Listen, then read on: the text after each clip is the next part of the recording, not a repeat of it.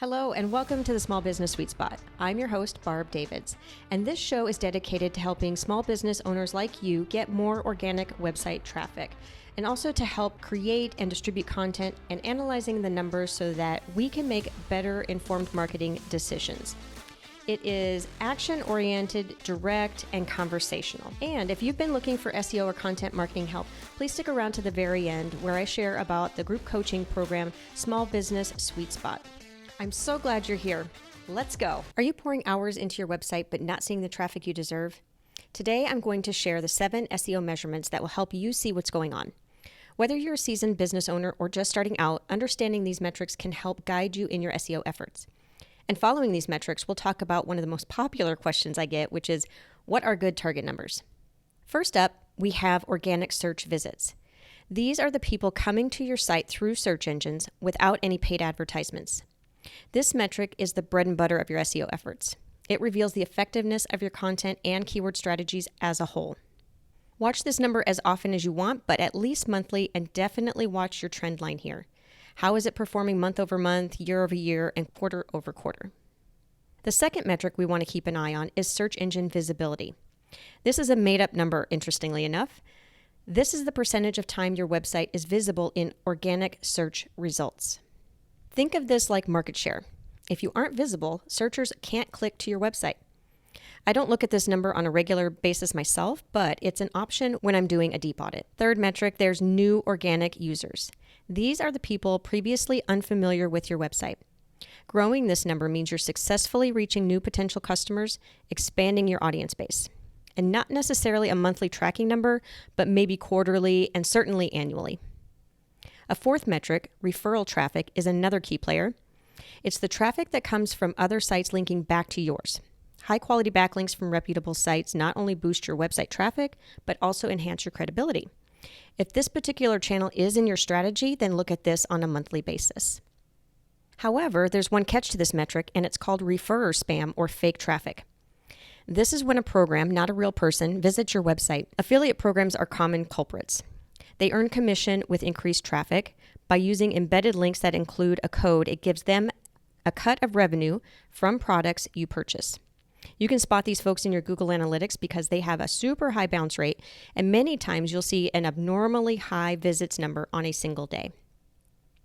A fifth metric, and arguably the most popular one, keyword rankings.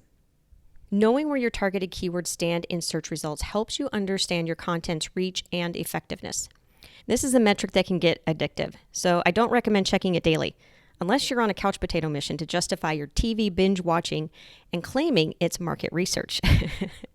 Sixth metric is keyword performance.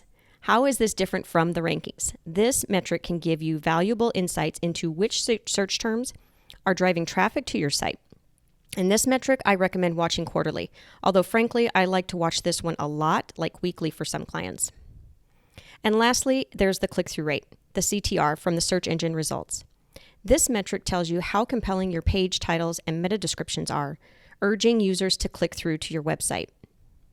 Low CTR means people aren't connecting with the page title and page meta description, or there's a more compelling one from a competitor. There isn't enough oomph in the copy to convince the searcher to click through to your page. You're therefore falling at the first hurdle. If the search powers see you're not attracting people to your site, they'll keep bumping you down the rankings. Now, you might be wondering where and how can you pull these metrics? All of these can be found in your Google Analytics and Google Search Console. Specifics are in the links in the show notes for this episode.